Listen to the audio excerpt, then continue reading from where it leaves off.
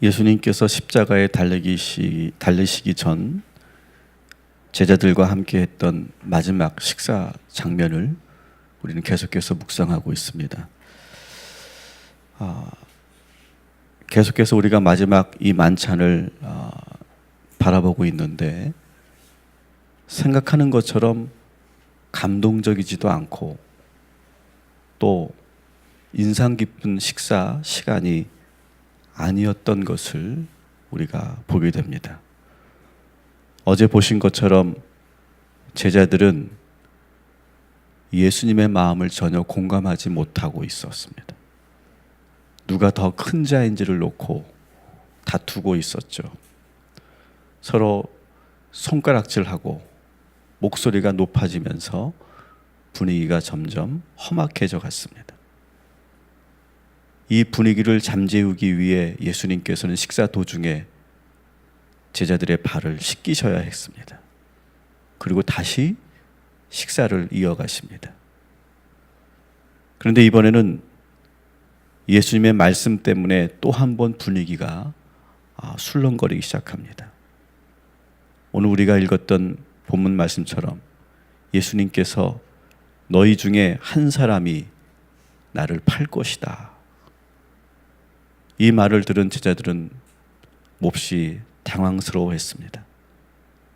자기들 중 누군가가 배신자가 된다는데 밥이 넘어갈 리가 없습니다. 그래서 다시 수군수군 거리기 시작했습니다. 한 사람 한 사람 나서서 예수님께 나는 아니지요. 나는 아니지요. 선생님 나는 아니죠. 이렇게 확인했습니다. 그리고 자기들끼리도 누구지? 누가 선생님을 배반한다는 거지? 누가 배신자라는 거야? 이렇게 서로 수군거리며 불편한 마음으로 식사를 하고 있습니다. 아마 여러분들도 불편한 사람과 식사를 해본 적이 있으실 거예요. 불편한 사람과 여러분 밥을 먹었을 때 한번 떠올려 보십시오. 어땠습니까? 일단 밥맛이 없죠. 뭘 먹는지 아무 맛도 느껴지지 않습니다. 밥이 입에 들어가는지 코에 들어가는지 모른 채 빨리 이 불편한 식사를 마치고 집에 돌아갔으면 좋겠다. 그렇게 생각해 본 적이 있으실 겁니다. 그리고 집에 들어와 먹고 난 후에 소화가 안 돼서 약을 먹어야 하거나 바늘로 따야 할 때도 있었을 것입니다. 우리가 이런 경험을 여러 차례 경험하면서 어느 순간부터 이제는 불편한 사람하고는 절대로 식사를 하지 않겠다. 이렇게 결심을 하기도 하게 됩니다. 지금 예수님은 아주 불편한 사람과의 식사를 지금 하고 계십니다. 오늘 18절 말씀에 보니까 다 앉아 먹을 때에 라고 하는 이 말씀을 여러분 한번 묵상해 보십시오. 예수님은 지금 다 알고 계시지 않습니까? 누가 당신을 배신할 것인지, 누가 제사장들에게 당신을 팔아넘길 것인지를 이미 다 알고 계십니다. 하지만 그 불편한 사람을 이 식사 자리에 배제하지 않으시고 같이 밥을 먹고 계시는 예수님을 여러분 오늘 한번 묵상해 보십시오. 베드로를 조용히 불러서 야, 내가 저 유다하고는 오늘 마지막 식사인데 유다는 좀 빠졌으면 좋겠다. 이렇게 말하실 수도 있지만 예수님께서는 다 불러서 한 사람도 빠지지 않고 다 불러서 지금 식사하고 계십니다. 얼마나 불편하셨을까요? 더구나 이 유다는 예수님 바로 옆에서 식사한 것으로 보입니다. 제자들이 누가 배신자입니까? 라고 물을 때 20절에 보니까 나와 함께 그릇에 손을 넣는 자니라 이런 말씀이 있죠. 여러분 이 장면을 여러분 잘 보십시오. 식사를 하고 있을 때 이제 빵을 뜯어서 그 빵을 포도주에 포도주 그릇에 적셔서 먹을 때 같은 그릇에 포도주 그릇에 빵을 적셔서 먹는 그 장면을 여러분 연상해 보신다면 지금 예수님 바로 옆에 이 가룟 유다가 함께하고 있었다는 것을 우리가 알 수 있습니다. 어쩌면 예수님은 일부러 유다를 가까이 앉으라고 이렇게 말씀하셨을 수도 있습니다. 유다야, 내 옆에 앉아서 같이 먹자.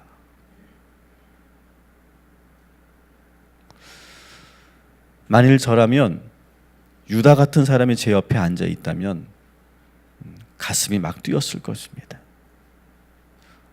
물론 저도 참는 건 잘합니다. 그런데 참을 수는 있지만 밥을 먹으면서 계속해서 답답함을 이기지 못하고 계속 깊은 한숨을 쉬게 되었을 것입니다. 그리고 이 감정을 추스르리라 제대로 먹지도 못했을 것입니다. 그러나 예수님은 바로 옆에 있는 유다와 계속해서 식사를 하고 계십니다.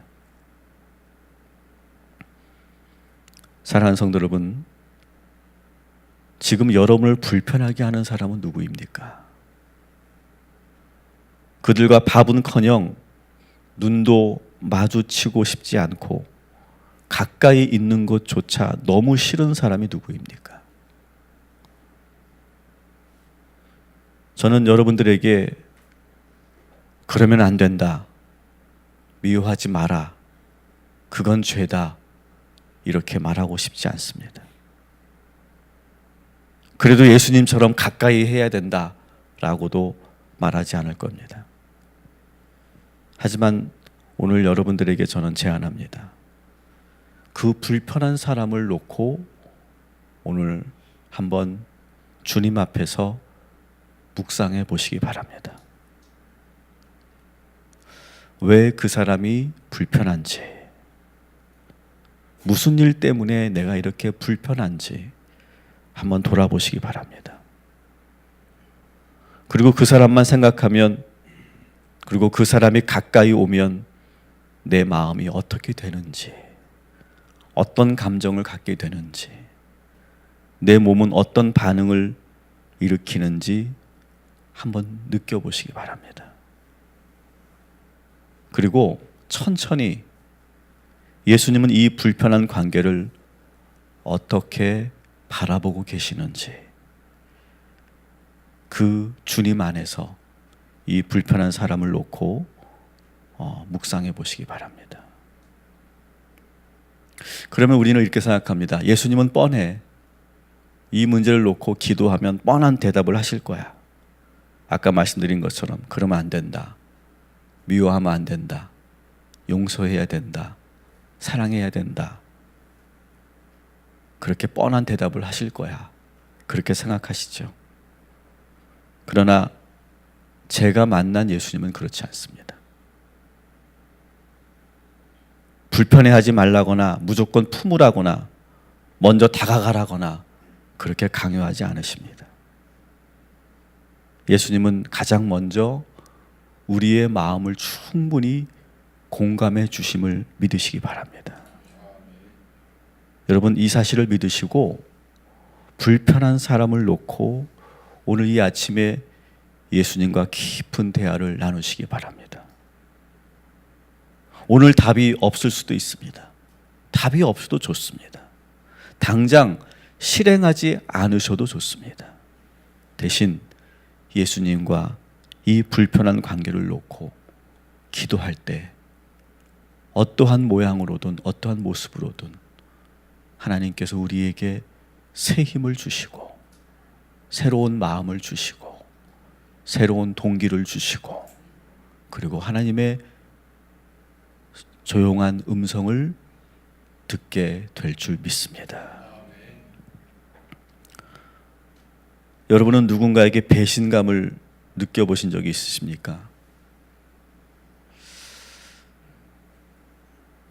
저는 어린 시절을 기억할 때 저는 어린 시절에 대한 기억들이 여러 가지가 있는데 그 가운데 저는 배신감에 대한 그런 기억들이 꽤 많이 있는 것 같습니다. 저는 어릴 때부터 한 친구하고만 노는 걸 좋아했습니다. 많은 친구를 별로 좋아하지 않았습니다. 제일 친한 친구 하나만 있으면 바랄 게 없었습니다. 그래서 4살 때는 진욱이하고만 놀았어요. 그 친구는 저를 전혀 기억 못할 거예요. 저는 기억을 해요. 진욱이하고만 놀았고 8살 때는 종민이하고만 놀았어요. 4학년 때는 명수하고만 놀았고 중학교, 고등학교 때는 충익이하고만 놀았어요. 근데 그 친구들은 저와는 생각이 많이 달랐어요. 나 말고도 다른 친구들하고 놀기를 원했고 그럴 때마다 저는 어린 마음에 상처를 받았던 것이 기억이 납니다. 그리고 누가 정상일까요? 제가 정상일까요? 그 친구들이 정상일까요? 그 친구들이 정상입니다. 근데 저는 그게 상처가 됐던 것 같아요. 그렇지만 저는 또 아무렇지 않은 것처럼 행동했습니다. 그리고 그 친구들이 다른 친구들 놀 때 저도 어울려서 놀았지만 마음이 불편했고 그럼 이제 아무것도 내색하지 않았지만 제 마음에 그런 상처가 생기는 것을 저는 생생하게 기억을 하고 있습니다. 그러면서 저는 그런 생각을 했던 것 같아요. 내가 그렇다고 너무 집착하지는 말자. 어린 나이에도 내가 그렇게 집착해봤자 다 소용없는 일이다. 그렇게 속으로 속삭이고 아주 쿨하게 그 친구들을 놓아주었던 그런 기억들이 저에게 있습니다. 제가 용서해서도 아니고 제가 성숙해서 그렇게 한 것도 아니죠. 제가 덜 비참해지고 덜 아프게 하지 않기 위해서 제가 스스로 만들어낸 그런 행동들입니다. 이런 예는 제 경험의 작은 일부에 지나지 않습니다. 저희 어린 시절 친구들 이야기는 어쩌면 낭만적인 이야기겠죠. 이후로도 저는 살면서 사람들에게 수많은 그런 실망을 느끼고 배신감을 경험해야 했습니다. 여러분들 가운데는 누구른가부터 아주 깊은 시련을 당한 분들도 계실 것입니다. 정말 믿었던 친구로부터 정신적으로, 물질적으로 큰 고통과 상처를 받은 분들도 계실 겁니다. 내가 믿고 그 친구에게만 나의 비밀을 얘기했는데 다 모든 사람들이 나의 이야기를 다 알고 있을 때 그때 느끼는 배신감은 이루 말할 수 없죠. 그래서 지금도 여러분 어쩌면 분노와 그 배신감의 미움 때문에 아주 오랫동안 감옥에 갇혀 계신 분들이 계실 거예요. 여러분들은 이렇게 배신감을 안겨준 사람들에게 어떻게 대하십니까? 예수님은 지금 가룟 유다에게 배신을 당하기 직전에 계십니다. 예수님의 마음은 어떠셨을까요? 이번에도 저는 그 사람을 빨리 용서해라. 그래도 사랑해야 된다. 이렇게 말씀드리지 않을 것입니다. 대신 우리처럼 배신의 깊은 상처를 받으신 여러분 예수님을 한번 묵상해 보시기 바랍니다. 우리는 때로 지금 나의 고통과 상처를 하나님은 잘 모르실 거라고 생각해요. 무조건 정답만 주실 거라고 생각해요. 그래서 너무 답이 뻔해서 예수님에게 기도하지 않고 아픈 마음을 감싸주고 혼자 괴로워할 때가 있어요. 그러나 사랑하는 성도 여러분, 예수님은 우리 인간이 경험하는 모든 고통과 상처를 다 경험하신 분이라는 사실을 기억하시기 바랍니다. 이 세상에 예수님만큼 우리의 마음의 상처를 다 아시는 분은 없어요. 머리로 아시는 게 아니에요. 신이기 때문에 아는 게 아니에요. 이미 그 모든 상처, 특별히 배신의 상처를 알고 계시고 느껴셨던 분이 우리 예수님이시기 때문에 오늘 여러분의 그 배신의 상처를 놓고 주님께 기도할 때 가장 공감을 잘해 주시고 이해해 주신다는 사실을 믿으시기를 주님의 이름으로 축원합니다. 이 시간 먼저 주님이 느끼셨을 그 배신감의 상처를 여러분 묵상하십시오. 그리고 서서히 여러분을 아프게 한 사람들의 이야기를 여러분 한번 쏟아내 보시기 바랍니다. 하나님께서, 우리 주님께서 큰 위로와 평안을 허락하여 주실 줄 믿습니다. 사실 우리는 누군가에게 배신만 당한 게 아닙니다. 오늘 우리가 솔직해졌으면 좋겠어요.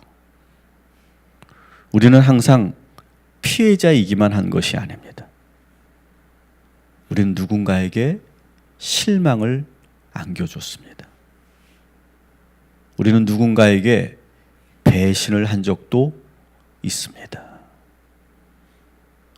가룟 유다처럼 냉정하게 정말 나를 믿어준 사람을 배신한 경험이 여러분에게도 있을 거예요.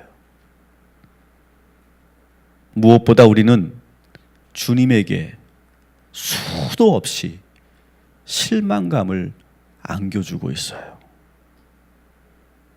그때마다 예수님은 가룟 유다를 가장 가까운 자리에 앉히셨던 것처럼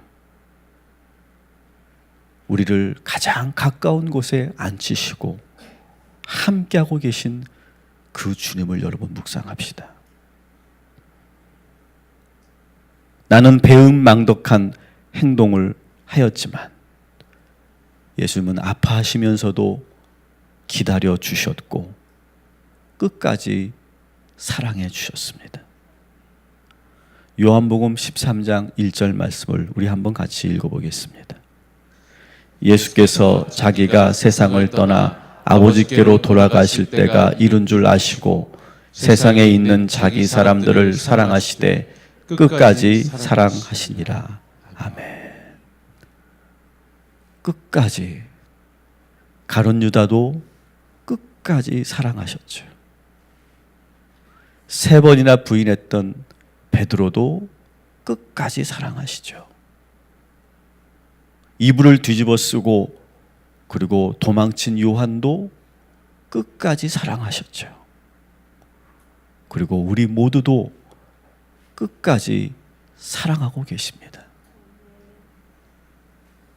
한번 따라합시다. 나는 피해자이며 동시에 가해자입니다. 우리는 늘 상처만 받는 사람들이 아니라 그만큼 되갚아주는 그런 때로는 냉정하고 잔혹한 가해자이기도 합니다.